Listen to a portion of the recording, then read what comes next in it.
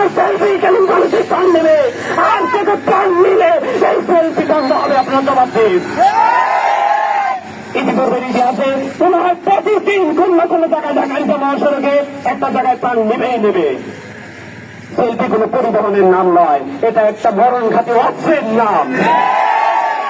যদি আপনাদের মৃত্যু ইচ্ছা করে, যদি মনে করেন সুইসাইড করবেন, তাহলে বিষ খাওয়ার দরকার নেই, ফাঁসি নেওয়ার দরকার নেই, সেলফিটা তুলতে ঢাকা চলে যাবে।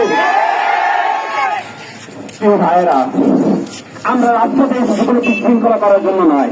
আমরা শান্তিপূর্ণ মানুষ, বরাবরই শান্তির সাথে আমাদের বিশ্বাস।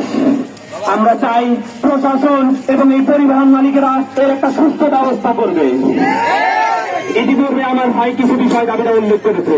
এই গাড়ির যে ড্রাইভারদের আছে, ম্যাক্সিমাম ড্রাইভারগুলো নেশাগ্রস্ত। তারা এখান থেকে প্রতিনিয়ত যাতায়াত করেন গাবতলী অথবা এই রোডে, তারা বিশেষ করে বুঝতে পারবেন সেলফির পারাপারির জন্যই সবচেয়ে বেশিরভাগ অ্যাক্সিডেন্ট হয়ে থাকে। যাত্রী সংখ্যা কম হওয়ার কারণে এরা স্ট্যান্ডে দেরি করে, পরে সেই টাইম কভার করার জন্য রাস্তায় গিয়ে পারাপারি করে।